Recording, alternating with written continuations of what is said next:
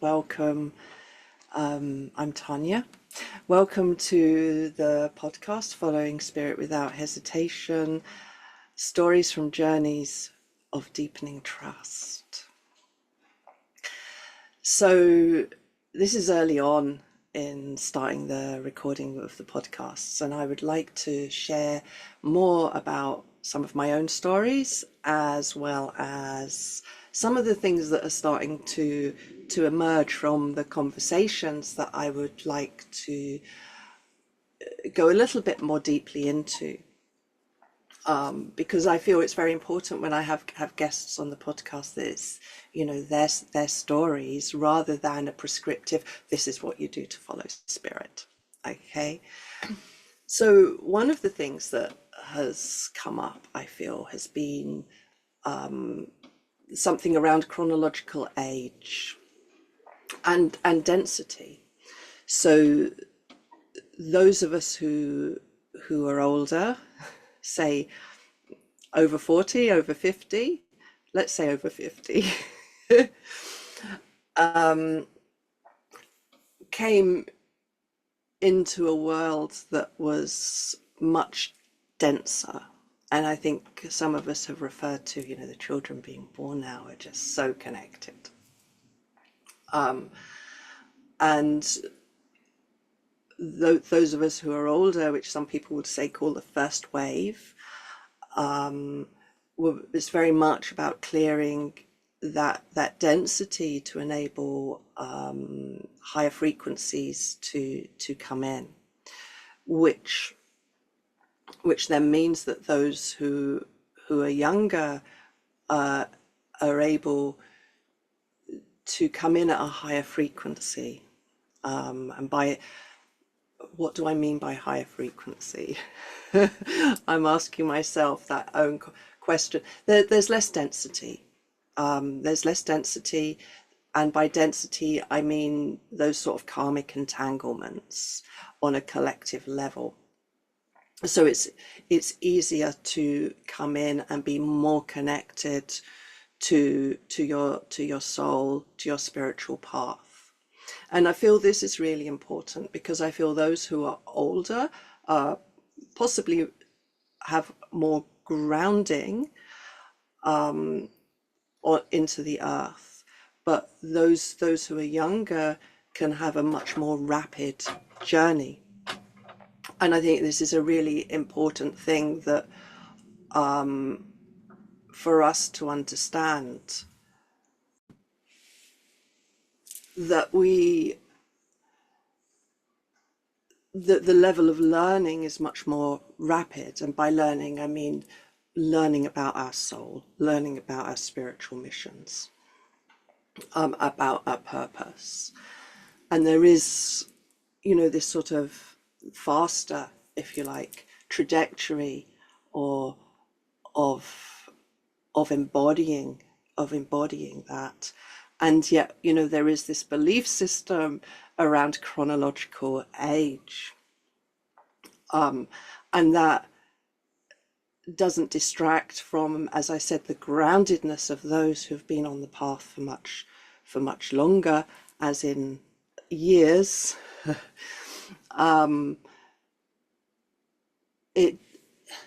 But neither does it take away from those who, their evolution is in a much shorter space of time.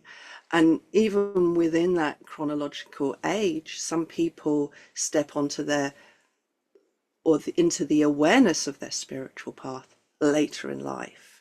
And there's many different stages of that, because the life that as I've found personally that I've lived up until this point, everything that I've done in my life, even though it's not apparent, those tools that I've learnt are can be transferable to my spiritual path, and I can use those tools. So there's these different sort of layers and echoes and threads that follow through. So I feel that that's really important, that some talk about synarchy, this idea of synarchy. You know, I may have been in this world longer than you or less time than you. Okay, so that this is my experience on this earth plane. But that does not mean that on a soul level that experience is also the same, you know. So we will have very different soul experiences. So I feel really important for us to really look at those belief systems around chronological age and recognize the souls that are coming through the people that we meet. And that involves discernment. And that is another, that's something else that is kind of really coming through the conversations that we are having about that discernment. You know, the discernment between, you know, is this my spirit, is this my soul drawing me towards this, or is this something else? And again, we can have our processes of understanding that can change. So one story that I like to share is about when I went through a time portal, where I really learned about the illusion of control. So I'd traveled south. It was quite a long journey. I think it was about a 9-hour drive in total to attend an energy healing training. It was a new modality. I'd never heard of it before. It was very new in Britain, something called Pellowah.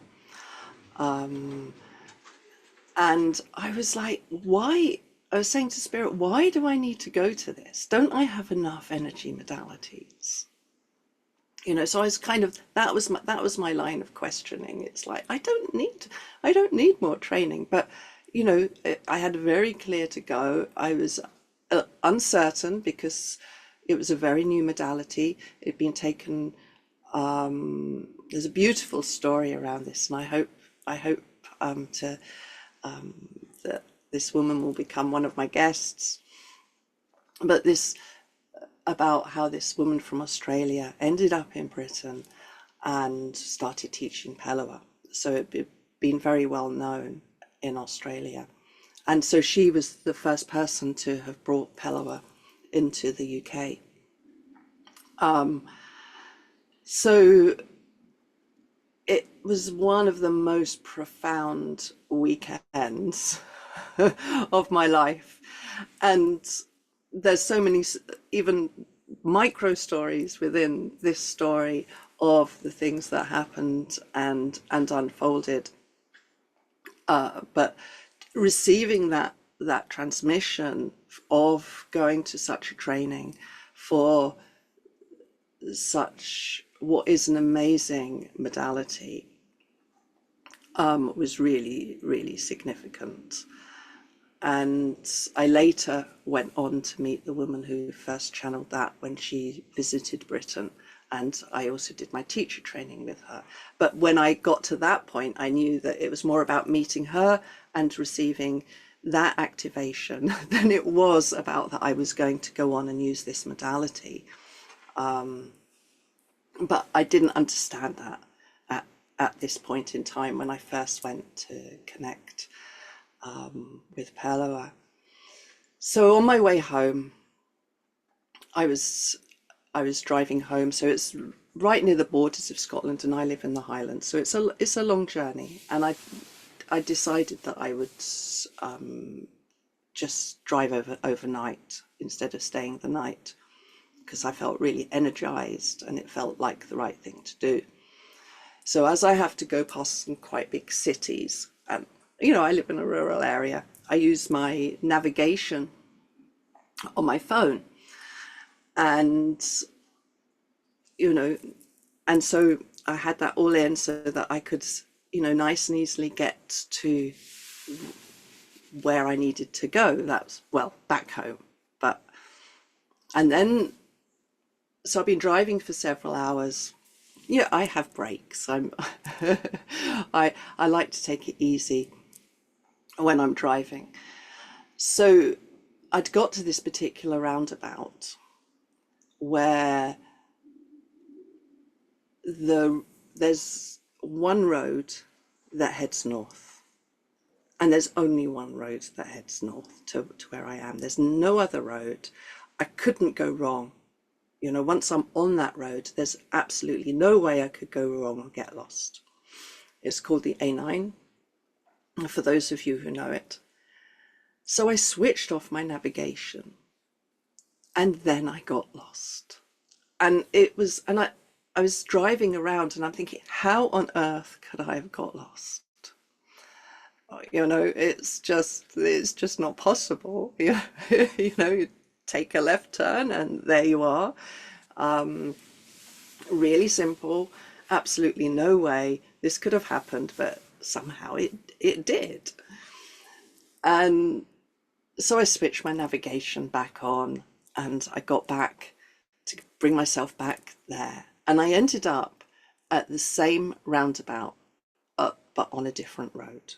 And I mean, there were so many bizarre things that happened even within that journey, that hour of getting myself back. And from there, I kept my navigation on until I made sure I was on that road north on the A9.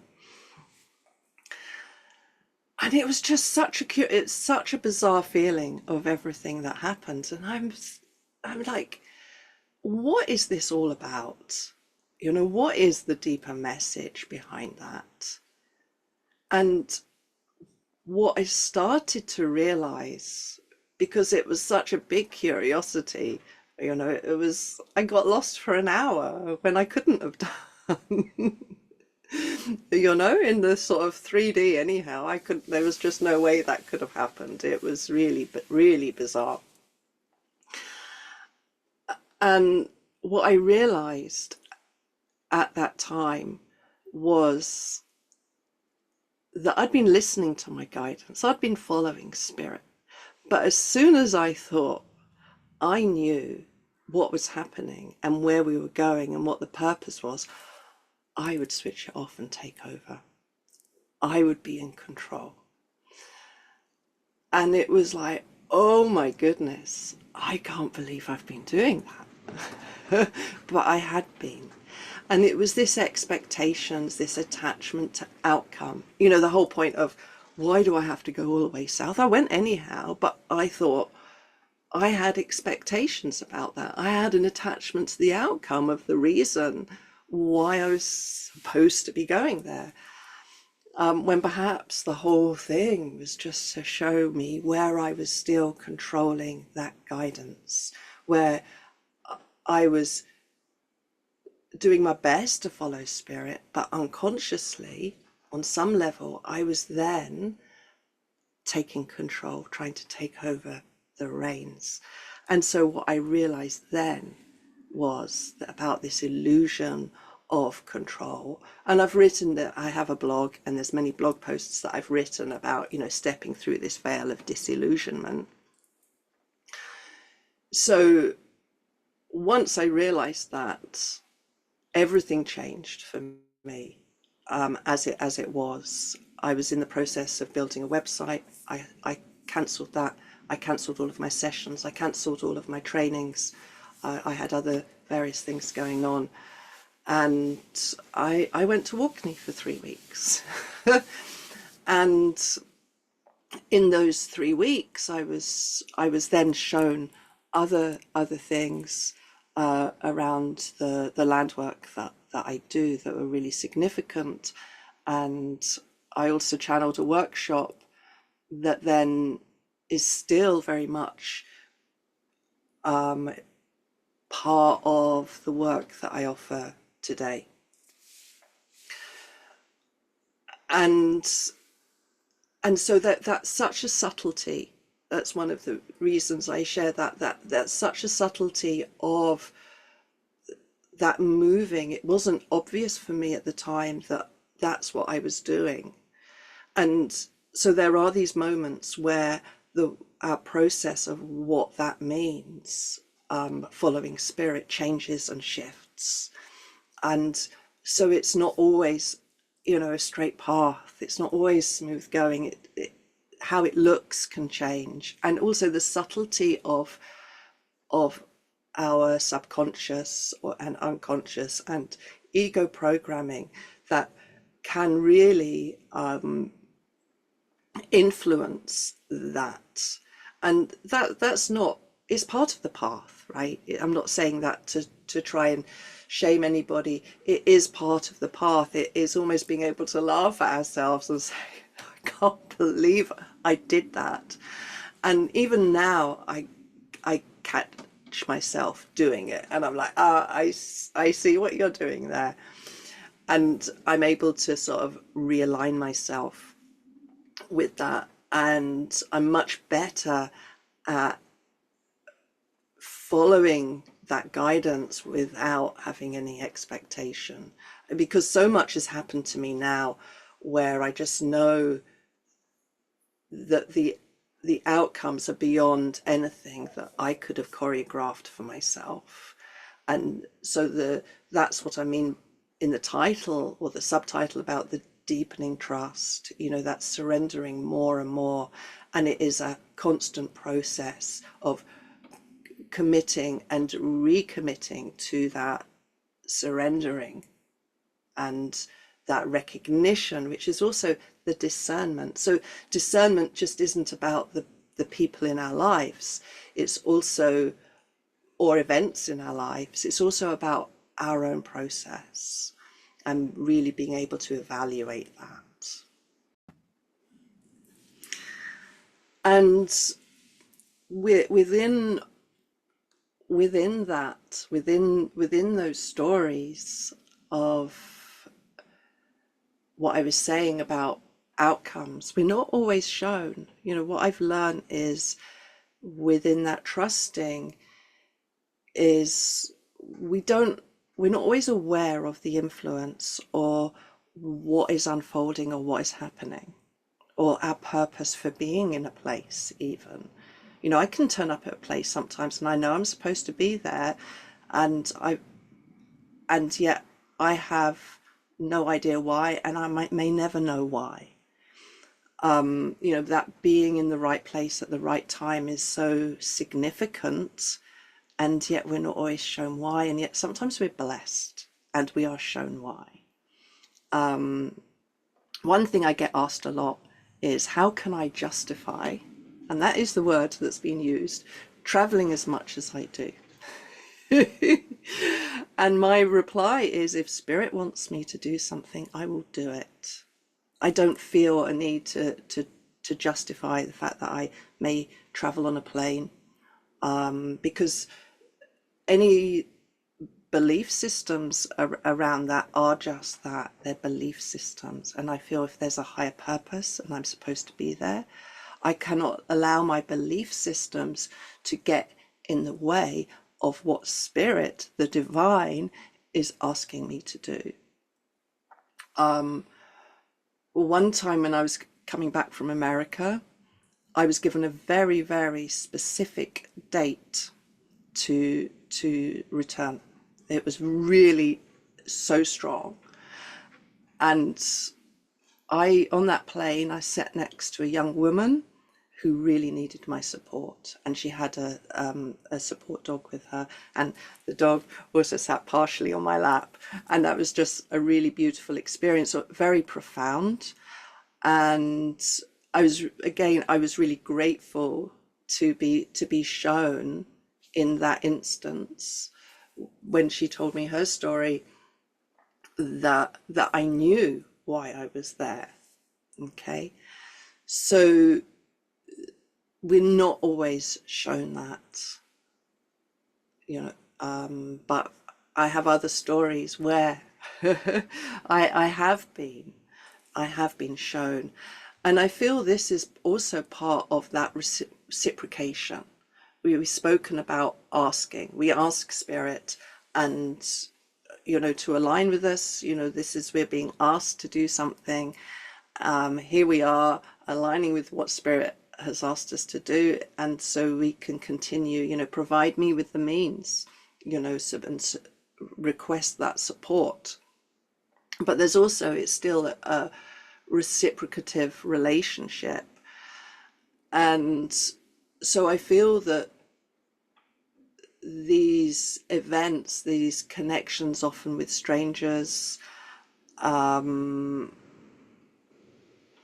sometimes we give gifts, okay, or whatever that is, naturally bubble up and present themselves, so that we're able to, from this place of overflow, then, share something with those who are passing us by.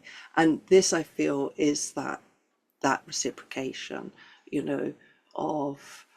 of being able to have that connection, and then to be able to reciprocate through our connection or interaction with others.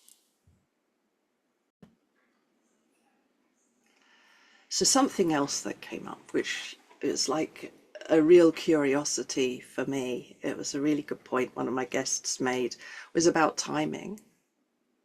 And sometimes we get a sense, okay, this is what I want to do, and we align with it, and it doesn't necessarily unfold. And it's all about timing. When we're called to do something, there's this massive multi-dimensional jigsaw puzzle, okay, that is, and all that is being played out, and all of those pieces need to sort of move and shift and come together at the right time. So sometimes we can feel that we're being called for something, and yet it gets delayed, or something shifts, okay, and it's not immediate. One small example of that for me, when I was first called to make the sacred earth, or co-create the sacred earth essences, the first one that called me was Gorse. And yet it was 2 years from the starting that particular journey before actually I was then called to co-create with Gorse a sacred earth essence. And there've been various instances. At one point I was going to be going to Brazil to visit some indigenous people there with my shamanic teachers, and when the pandemic came, that all shifted. And even when we had the opportunity to go, the energy just went. And I'm sitting there saying to my guides, but I really want to go to Brazil. They're like, the energy wasn't there any longer for me to go. And though more recently I can feel that picking up again, it was just no. And I followed my guidance around that. So maybe other people step in and they pick up that part, and I think that's also that ownership, that we might have. But it's like, that's my job. It's like, no.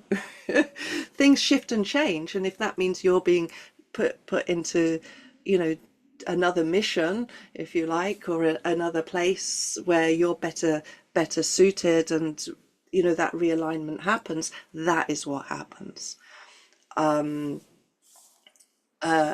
I've also had another call, which I'm not going to share the details of. And what was interesting, I was very aware of almost handing the baton of the urgency of that over to somebody else. And yet the call to still go to that place is still there on a personal level. The energy of it hasn't shifted. I'm aware that it is there. And I know that it will emerge when the time is right. And so Spirit put me through quite a specific training around this, and I sometimes see this pop up in, with friends and clients, and and I like, this is what's happening to you, because I remember when that happened to me. And it was not long after I came back from Orkney, I think. You know, time is like so, it's like shifting sands, and my perception of it looking back is also pretty much the same. But I would be called to do something and say, like, book an appointment. I can't be like, okay, I'll do that. Now cancel it. And that would be my guidance. And I felt like I was a compass, and I'd be like, you know, heading that direction.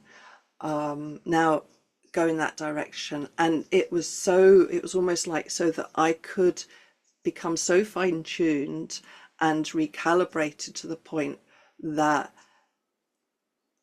I could get past that embarrassment, say, of making an appointment and then 5 minutes later cancelling it because my guidance says so, and to break down the belief systems around that.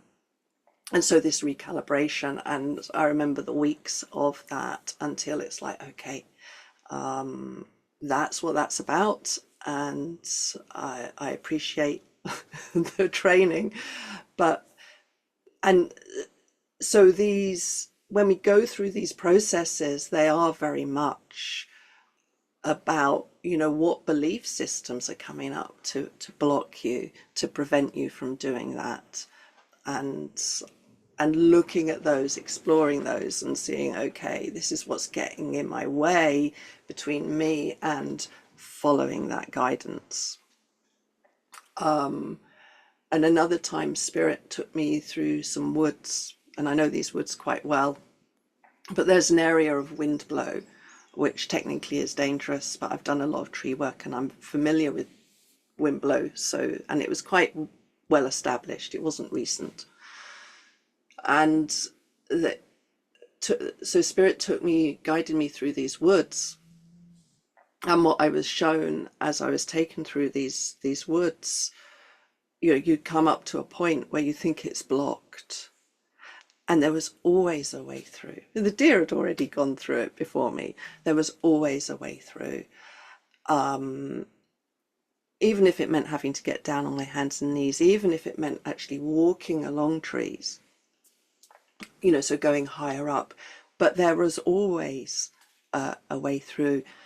And yet even from, say, just 10 feet away, that path might have looked blocked. But by moving straight up to the path, or up to what appeared to be a blockage, I could then see, there's the way through.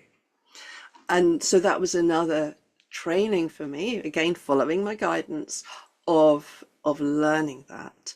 So, you know, sometimes these things we feel guided to do may feel inconsequential from like a human logical perspective, but they are really, really important gifts for us to really kind of anchoring our understanding of what it means to really surrender, to follow that divine wisdom.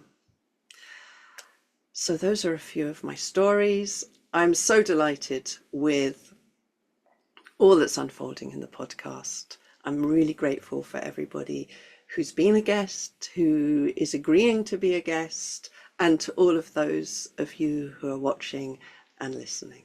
Sending you much love from my heart to yours.